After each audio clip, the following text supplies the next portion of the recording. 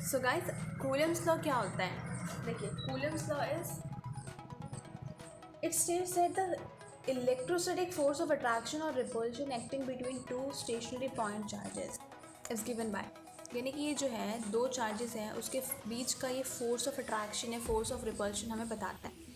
तो इसका जो फॉर्मूला आता है हमारे पास, दैट इज F equals to 1/4 pi epsilon naught Q1 Q2 upon R square. ठीक है, ये तो पता ही होगा आप लोगों को। वाई? बिकॉज देखो, Q1 Q2, अगर इसको मैंने बोला Q1, इसे बोला Q2, इनके बीच का डिस्टेंस बोला R, so this is the formula which we get. Clear है या नहीं क्लियर है? ठीक है, आप मुझे कमेंट करके बताएंगे इतनी चीज़ क्लियर है या नहीं। देन हम नेक्स्ट अभी करते हैं। तो अब हमारे पास है रिलेटिव परमिटिविटी। देखिए, आप लोगों को जो है रिलेटिव परमिटिविटी बहुत ही अच्छे से याद करना पड़ेगा, क्योंकि इसका ना हर जगह आपका यूज़ होगा। रिलेटिव परमिटिविटी, ठीक है। तो रिलेटिव परमिटिविटी बेसिकली होता क्या है? It is denoted by E R is equals to E by epsilon naught. अब यहाँ पे आप सोचेंगे ई क्या है, एप्सिलॉन नॉट क्या है? तो आपको बता दूँ, ई जो है it is absolute permittivity of the medium, ठीक है। और एप्सिलॉन नॉट तो आपको पता है, एप्सिलॉन नॉट की वैल्यू कितनी होती है? 8.85 × 10⁻⁻12, ठीक है। फिर नेक्स्ट हमारे पास आता है, देखिए, इलेक्ट्रोस्टैटिक फोर्स फील्ड जो होती है, इलेक्ट्रोस्टैटिक फोर्स जो होती है, अब हम पढ़ने वाले हैं electrostatic force due to continuous charge, ठीक है। मैंने सिर्फ क्यू लिख दिया है, आप समझ जाना कि ये चार्ज, ठीक है, ओके। तो इसमें हमारे पास क्या क्या आता है? First thing is the linear, first thing is the charge density,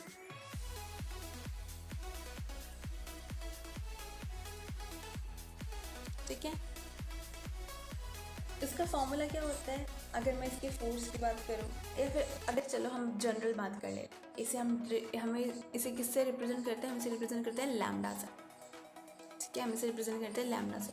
तो lambda is equals to Q upon L, ठीक है। एल यहाँ पे आपकी लेंथ है, क्यू यहाँ पे चार्ज है, और lambda is a linear charge density. Clear है? तो नेक्स्ट हमारे पास आता है सरफेस चार्ज डेंसिटी। देखो, इसमें सरफेस से ही समझ में आ रहा है कि अगर देखो यहाँ सरफेस है, तो सरफेस का बेसिकली होता क्या है? एक एरिया होता है, राइट। तो सरफेस चार्ज डेंसिटी में क्या है हमारे पास कि इसे हम रिप्रेजेंट करते हैं सिग्मा से। इसका फॉर्मूला क्या होगा? Can anyone guess? Okay, let me tell you. Sigma equals to Q by A, या फिर एस बोलो, एरिया, ठीक है। यहाँ पे ए है आपका एरिया, क्यू है charge, and the sigma is what? The surface charge density, right? And the next one is volume charge distribution है हमारे पास, ठीक है। तो वॉल्यूम को हम किसे रिप्रेजेंट कर सकते हैं? ऑब्वियसली डेंसिटी से रिप्रेजेंट करते नहीं करते, ठीक है। तो इसका क्या हो जाएगा? रो, ठीक है, is equals to what will be the formula guys? What will be the formula?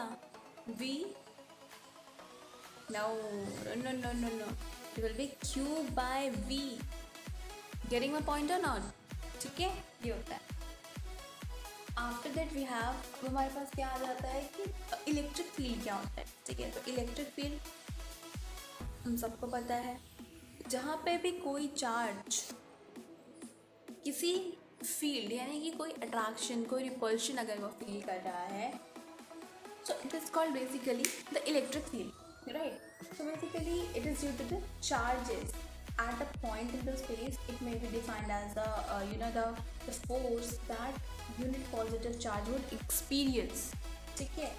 तो इसकी यूनिट हमें पता ही है क्या होती है, इसका फॉर्मूला हमें पता ही है क्या होता है। बस फिर देरी किस बात पे, चलो करते हैं। ओके, सो हमने इलेक्ट्रिक फील्ड को रिप्रेजेंट किया है कैपिटल ए से। एफ है यहाँ पे फोर्स, और Q है यहाँ पे चार्ज। तो E is equals to F by Q. ये जो है ये हमारा बहुत ही ज़्यादा इंपॉर्टेंट फॉर्मूला है, बिकॉज ये हर चीज़ में यूज़ ही होगा, ऑब्वियस सी बात है, ठीक है।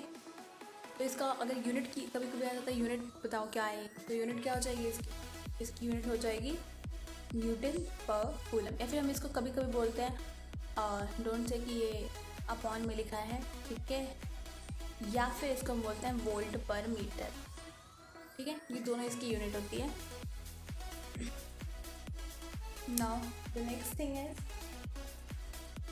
Dipole, electric dipole. देखिए मैं इसमें आप लोग को एक सिर्फ जनरल सा एक फॉर्मूले बता रही हूँ जो आपको इजीली याद हो जाने चाहिए ताकि आप अच्छा स्कोर कर सको। इलेक्ट्रिक डायपोल क्या होता है, देखो अगर यहाँ पे कोई पॉजिटिव चार्ज है, यहाँ पे कोई नेगेटिव चार्ज है मेरे पास, और ये जो किससे सेपरेट है, बहुत ही सर्टेन स्मॉल डिस्टेंस है जो मैंने बोल दिया 2r, तो इसी कॉम्बिनेशन को हम बोलते हैं क्या, डायपोल, इलेक्ट्रिक डायपोल हम इसी कॉम्बिनेशंस को बोलते हैं। क्लियर है इतनी बात, ठीक है। तो अब इसका जो फॉर्मूला है इसे हम रिप्रेजेंट करते हैं बेसिकली P से, and let me tell you ये स्केलर क्वांटिटी कभी नहीं हो सकती, ये हमारी वेक्टर क्वांटिटीज़ हैं, ठीक है। P इक्वल्स टू, हमें यहाँ पर डिस्टेंस लेना है 2r ना कि r, याद रखना इस बात को, ठीक है। तो 2r इंटू क्यू, तो this is the only formula of electric dipole. Clear है इतनी बात। इसकी अगर हम SI यूनिट की बात करें तो इसकी SI यूनिट होती है हमारे पास, देखो समझो, इस चार्ज की कितनी होती है, कूलम, 2r यानी कि ऑब्वियस सी बात है, लेंथ यानी कि मीटर, तो कितना हो जाएगा, कूलम मीटर। क्लियर है इतनी बात, okay. Now the next thing is, अगर हम करें electric field at any point on the axial line, अगर मैंने बोला कि डायपोल मोमेंट के थ्रू ही मुझे निकालना है इलेक्ट्रिक फील्ड कितनी होगी एक्सिस पे, एक्सिस यानी कि एक लाइन एक एक्सिस के ऊपर अगर मैंने रखा है तो, ठीक है। अब हम उसके लिए भी देखेंगे। So electric field due to dipole at axis देखते हैं, ठीक है। इसका जो फॉर्मूला होता है, देखो ये वन शॉट है, इसमें आपको सिर्फ फॉर्मूले मिल रहे हैं, ठीक है। अगर आपको डिटेल वीडियो चाहिए तो आप प्लीज़ मुझे कमेंट करके बताना, ठीक है। तो अगर मैं इसके फॉर्मूला की बात करूँ तो E will be equals to 1/4πε0 2πr upon r² minus l² का होल स्क्वायर, ठीक है। तो कंफ्यूज नहीं होना है, ठीक है।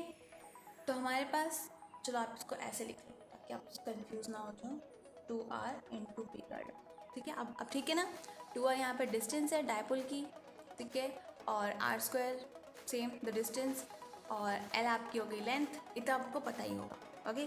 तो ये हमारे पास आ जाता है फॉर्मूला। अगर हम इसे लिखना चाहें for a very short dipole तो हम इसको कैसे लिखेंगे, देखो ये तो आपका जर्नल एक्सप्रेशन है, ठीक है, एक्सिस के लिए। लेकिन अगर आप नॉर्मल लिखना चाहो तो आप लिख सकते हो 2kp/r³, ठीक है। और इलेक्ट्रिक फील्ड की यूनिट आप लोगों को पता है क्या होती है, न्यूटन पर कूलम, ओके। क्लियर है इतनी बात, ठीक है। नेक्स्ट हम आगे बढ़ते हैं। अब ये हमने देखा था किस पे, एक्सिस पे। अब हम देखेंगे इक्वेटोरियल पॉइंट पे, कहाँ देखेंगे, इक्वेटोरियल पॉइंट, ठीक है। थोड़ा ऐसे करूँ ताकि आपको अलग लगे, ठीक है। इक्वेटोरियल पॉइंट पे अगर मैं देखती हूँ इसका, तो मैं आपको सीधा शॉर्ट के लिए बताती हूँ। तो अगर शॉर्ट के लिए आप देखो तो E equatorial equals to KP, यहाँ पे K पता है ना क्या है, K इज इक्वल्स टू 1/4πε0, ठीक है। जिन बच्चों को नहीं पता वो देख लेना भाई। तो KP अपॉन r³, ठीक है, न्यूटन पर कूलम इसकी यूनिट। क्लियर है इतनी बात, ओके। तो एक हमारे पास रिलेशन आता है and it is most important, ये आपको ध्यान में रखना है, ये काफ़ी बार MCQs में पूछ सकते हैं आपसे, ठीक है। तो it will B if L is less than, अगर लेंथ बहुत ही ज़्यादा छोटी है डायपोल की, ठीक है, तो अब हमारे पास आ जाता है E axial upon E equatorial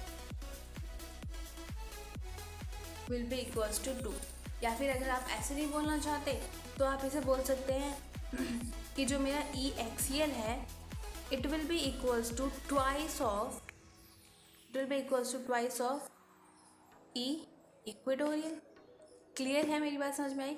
यानी कि अगर कोई आपसे पूछे कि ई एक्सियल और ई यानी कि electric field on axial and electric field due to equatorial में कौन सा ट्वाइस होगा या कौन हाफ होगा, तो आप सिंपल सा सीधा सा बता सकते हैं कि जो आपका इक्वेटोरियल है, equatorial at electric field will be twice of the axial. ठीक है, ये बहुत ही ज़्यादा इंपॉर्टेंट रिलेशनशिप है आपका, जो आपको याद रखना ही पड़ेगा। ठीक है, ओके। सो नाउ हमारे पास आता है टॉर्क। टॉर्क का हमने इसमें फॉर्मूला क्या पढ़ा है? टॉर्क का फॉर्मूला हमने पढ़ा है P E sine theta.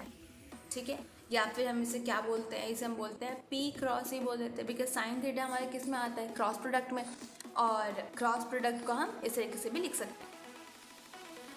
So guys, video ज़्यादा लंबी ना हो इसलिए हमने इस वीडियो को 2 पार्ट में डिवाइड किया है, और पार्ट 2 की जो आपकी वीडियो है वो आपको मैं इस वीडियो के एंड में लगा दूँगी, आप वहाँ से जा कर के देख सकते हैं।